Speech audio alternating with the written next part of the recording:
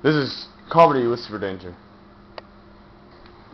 Hello, how are you, people of the United States of America? Okay, here's what I was thinking. One day, I got into an argument with a giant gopher-faced lunatic, and I said to him, you know what?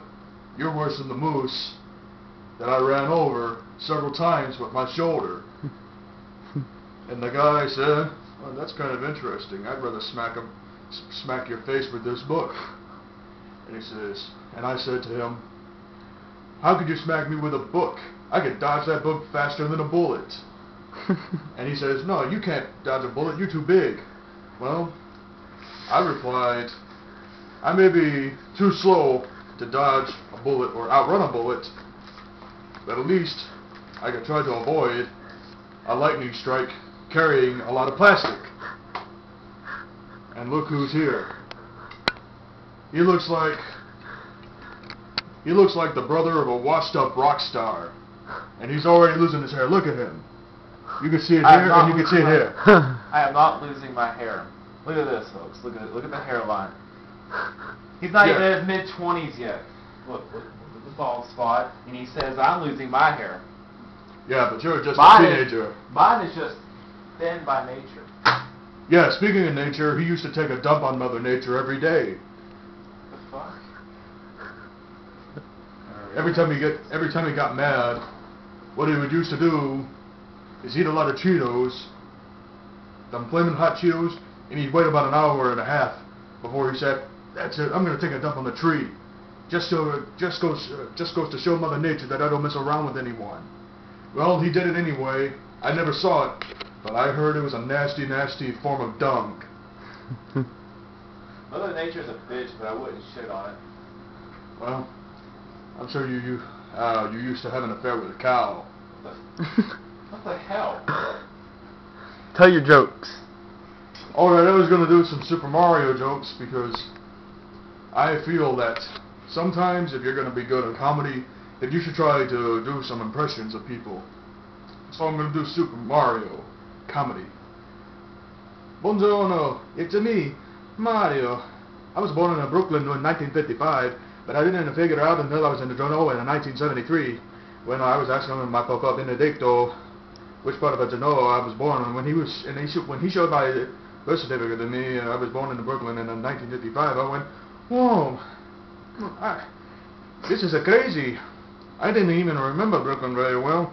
And when I went to back to Brooklyn in 1975, I was working for my uncle Alfonso, and plumbing isn't everything that used to be from those old days, you know, when those Kahn brothers did those plumbing back in 1908. When I first did my plumbing job with Uncle Alfonso, I kind of figured out that some of the toilets were backed up so bad, the stench was unbelievable. I couldn't remember the first stench. It reminded me of when my father did sanitation's work back in Brooklyn, and obviously I couldn't remember everything.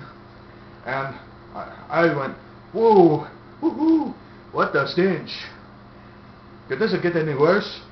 Well, one time when I was doing a plumbing job, it got a little worse, and it got so worse that some of that stuff on the toilet actually sprung up into my face, and that was not the prettiest plumbing job I ever experienced. Well, I can do one more Mario joke, and I've been telling this joke for some time. I've come up with about 2 of your mama jokes since he's been doing this.